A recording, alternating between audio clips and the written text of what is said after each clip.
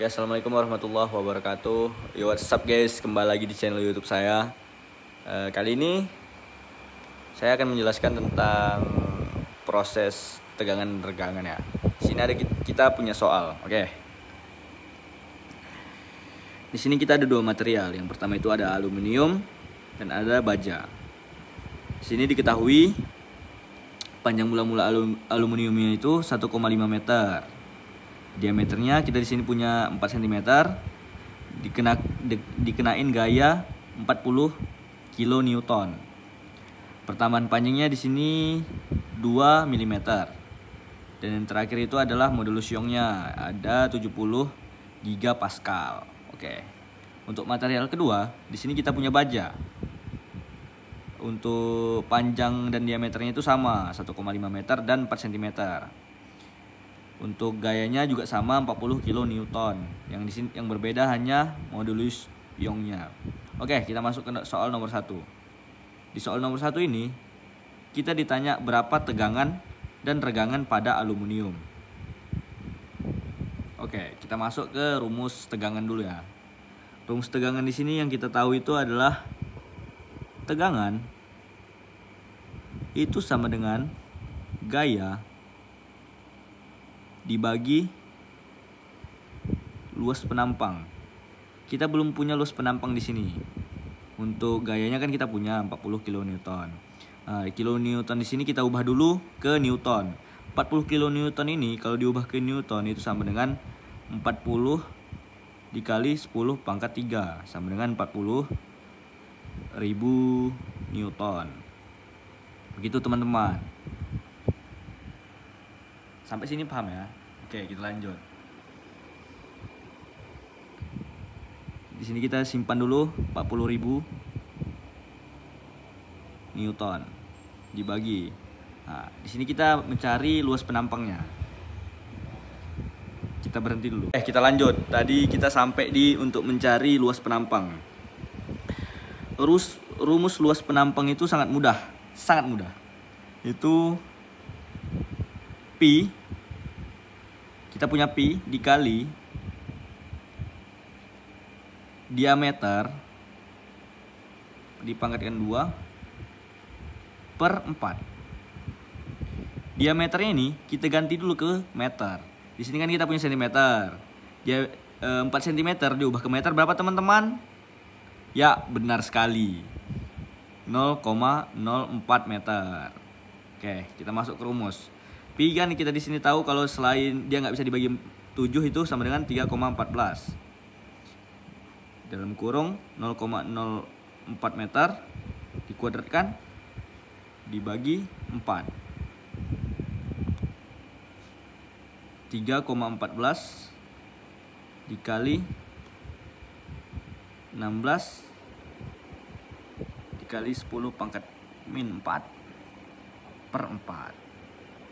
Coret-coret sama dengan 4. Di sini kita dapat 3,14 dikali 4 dikali 10 pangkat min 4 itu sama dengan 0,001256. Inilah kita dapat luas penampangnya teman-teman. Kita masukkan ke rumus. Tadi 0,001256 meter kubik.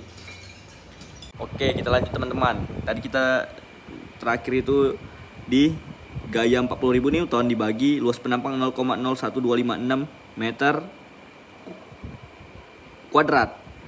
Itu hasilnya kita dapat 31,83 megapascal. Nah, inilah dia tegangannya teman-teman. Oke, itu tegangan. Kita lanjut next. Oke, kita masuk ke regangan. Regangan di sini sangat mudah ya. Untuk regangan itu rumusnya delta L dibagi L0.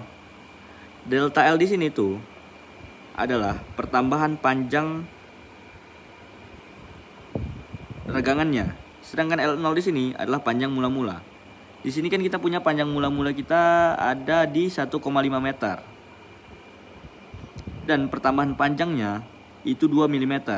2 mm ini kita ubah dulu ke meter, karena memang seperti itu bawaannya. 2 mm ini kalau diubah ke meter itu sama dengan 0,0002 meter. Oke, kita tinggal masukkan.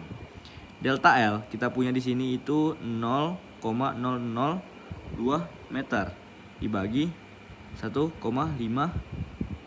meter. Kalau kita kalkulasikan itu kita mendapatkan hasil 0,00133.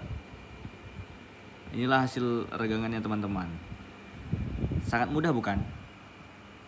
Apakah video ini bermanfaat? Subscribe ya. Oke teman-teman, kita masuk ke soal nomor 1 bagian 2, yang yaitu mencari pertambahan panjang pada baja dengan gaya 40 kN dan modulus Young sebesar 200 GPa. Oke, kita masuk ke caranya. Ini sangat mudah. Oke, seperti yang kita tahu, rumus regangan tadi adalah delta L dibagi L0. Jadi bisa kita simpulkan bahwa untuk mencari delta L itu kita hanya perlu mencari regangan dikali panjang mula-mula. Kita sudah punya panjang mula-mulanya, yaitu 1,5 meter. L0-nya 1,5 meter. Jadi tugas kita di sini hanya mencari regangan ya teman-teman. Untuk mencari regangan itu sangat mudah. Itu rumusnya, regangan sama dengan tegangan dibagi modulus Young. Tadi di awal kita punya untuk tegangannya yaitu 1,83 megapascal. 1,83 megapascal itu dibagi dengan modulus Young. Tadi kita punya modulus Young 200 gigapascal, kita ubah ke megapascal itu sama dengan 200.000 megapascal. Langsung kita masukkan teman-teman. Setelah dikalkulasikan 31,83 megapascal dibagi 200.000 megapascal, itu kita mendapatkan hasilnya yaitu 0,00015915. Inilah hasilnya teman-teman untuk regangannya. Setelah kita mendapatkan regangan seperti yang di awal tadi, langsung kita masukkan delta L sama dengan regangannya berapa teman-teman? Ya, betul sekali, 0,00015915. Untuk L0-nya tadi kita punya di 1,5 meter. Langsung kita kalikan 1,5 meter.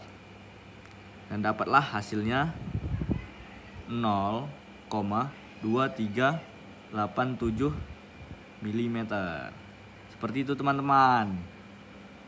Untuk pertambahan panjangnya. Jadi kita punya pertambahan panjang bajanya di sini 0,2387 mm. Sangat mudah bukan? Seperti itulah. Sangat bermanfaat tutorial dari saya. Oke, next kita lanjut untuk menjawab soal nomor 3. Oke teman-teman, kembali lagi bersama saya King Eric. Di sini saya akan menjelaskan tentang pertanyaan nomor 1 bagian 3, yaitu jelaskan bagaimana modulus elastisitas mempengaruhi deformasi material dalam proses fabrikasi dan juga aplikasi nyatanya. Oke, sebenarnya pertanyaan ini cukup mudah dan simpel ya. Modulus elastisitas adalah ukuran kekakuan material dan berperan penting dalam desain struktur. Material dengan modulus yang elastisitas yang tinggi seperti baja contohnya akan mengalami deformasi yang lebih kecil. Berarti semakin tinggi, semakin kecil. Dibandingkan dengan material yang memiliki modulus elastisitas yang rendah seperti aluminium. Jadi aluminium ini rendah, baja itu tinggi. Semakin tinggi itu semakin kecil deformasinya, semakin rendah itu semakin besar deformasinya. Dalam konteks fabrikasi dan desain struktur, pemilihan bahan yang sangat tepat sangat penting untuk memastikan bahwa struktur dapat menahan beban. Jadi pemilihan bahan itu sangat penting ya untuk memastikan struktur dapat menahan beban.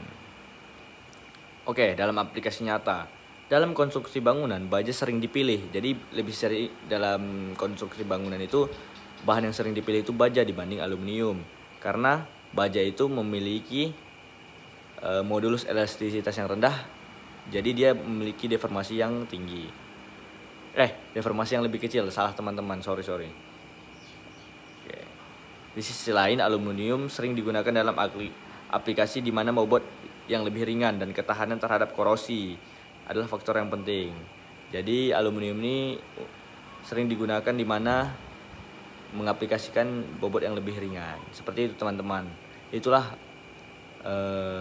jawaban untuk menjawab pertanyaan nomor 1 bagian 3. Oke, assalamualaikum warahmatullahi wabarakatuh. Lagi bersama saya Ibrahim Putra. Saya akan menjelaskan tentang pertanyaan nomor 1, 2, dan 3. Pertanyaan nomor 2, jelaskan hingga orang awam paham tentang diagram tegangan, regangan, dan aplikasinya dalam desain. Oke, diagram tegangan dan regangan ya guys ya. Di sini ada definisi. Definisinya adalah grafik yang menunjukkan hubungan antara tegangan stres yang diterima oleh suatu material dan regangan strain yang terjadi sebagai akibatnya. Jadi penyebabnya adalah stres atau tegangan, dan akibatnya adalah strain atau regangan. Oke, selanjutnya kita masuk ke bagian-bagian diagram tegangan dan regangan. Pertama ada deformasi elastis. Deformasi elastis di sini adalah proses perubahan bentuk dari struktur atom pada logam yang dikenai beban dan akan kembali ke bentuk semula. Selanjutnya ada titik luluh.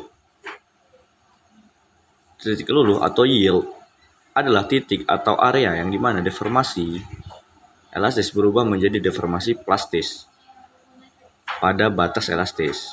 Jadi dari elastis berubah menjadi plastis. Oke, selanjutnya ada deformasi plastis. Deformasi plastis adalah proses perubahan bentuk dari struktur atom pada logam yang dikenai beban dan tidak bisa kembali ke bentuknya semula atau permanen. Selanjutnya yang terakhir ada titik patah, adalah titik tertentu yang dimiliki benda elastis, di mana bila suatu gaya melebihi titik patah ini diterapkan pada benda tersebut, maka benda elastis tersebut akan patah. Oke, next. Selanjutnya kita masuk ke aplikasi diagram tegangan dalam desain. Yang pertama ada pemilihan material. Pemilihan material di sini adalah dengan memahami karakteristik material melalui diagram ini. Kita dapat memilih bahan yang tepat untuk aplikasi tertentu seperti pembuatan jembatan, gedung, atau komponen mesin. Selanjutnya ada analisis kekuatan. Analisis kekuatan di sini dimaksud itu diagram ini dapat membantu kita menemukan seberapa banyak beban yang dapat diterima oleh struktur sebelum mengalami kerusakan. Selanjutnya ada desain aman. Desain aman kita dapat menggunakan informasi dari diagram ini untuk mendesain struktur yang aman dengan mempertimbangkan faktor keselamatan agar beban maksimum jauh di bawah batas kekuatan material. Oke, next. Kita masuk ke pertanyaan soal nomor 3, yaitu jelaskan tentang MIL sertifikat dan komponen-komponen yang ada di dalamnya. Oke, kita masuk ke definisinya dulu ya teman-teman. MIL sertifikat atau yang sering disebut Multas Sertifikat atau MTC adalah dokumen yang dikeluarkan oleh produsen untuk menunjukkan bahwa material yang diproduksi memenuhi spesifikasi tertentu dan telah melalui proses pengujian. Sertifikat ini umumnya digunakan dalam industri manufaktur dan konstruksi untuk memastikan kualitas dan komposisi material. Fungsi utama MIL sertifikat itu adalah untuk memberikan jaminan bahwa material yang digunakan dalam proyek tertentu memenuhi standar kualitas. Di garis bawahi memenuhi standar kualitas yang ditetapkan. Dokumen ini berfungsi sebagai bukti bahwa material tersebut telah diuji dan diverifikasi oleh pabrik sesuai dengan standar yang berlaku. Dan terakhir ada manfaat. Manfaat MIL sertifikat itu membantu dalam melacak asal-usul material dan memastikan bahwa tidak ada material palsu atau material yang berkualitas rendah yang digunakan dalam suatu proyek. Next.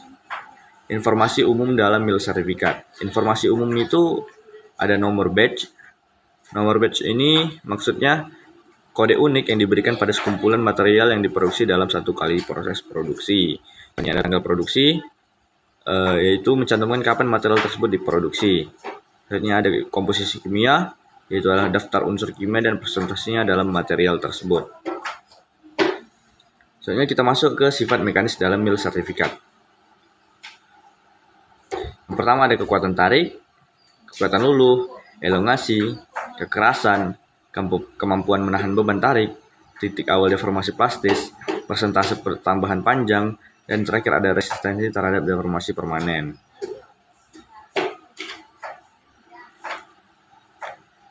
Selanjutnya kita masuk ke uji tambahan dalam mil sertifikat. Yang pertama ada uji ketangguhan.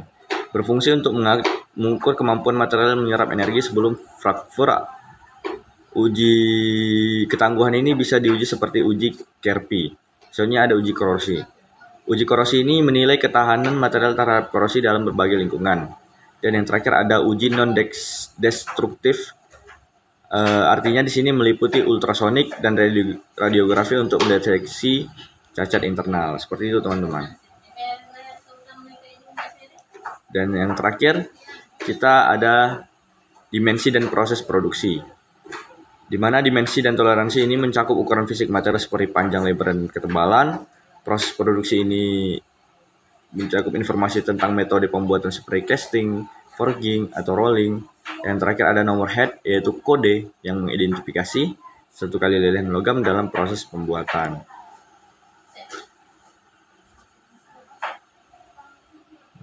Validasi dan sertifikasi. Kita masuk ke validasi dan sertifikasi.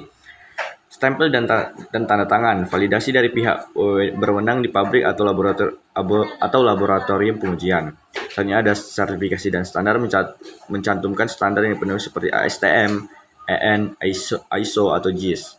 Yang terakhir ada informasi tambahan, data spesifik lainnya seperti perlakuan panas atau spesifikasi pelanggaran khusus. Oke, itu saja untuk menjawab pertanyaan nomor 3.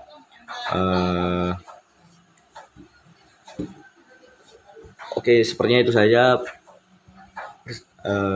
untuk jawaban untuk menjawab pertanyaan nomor 2 dan 3. Semoga teman-teman mengerti dan semoga video ini bermanfaat. Oke. Sup guys.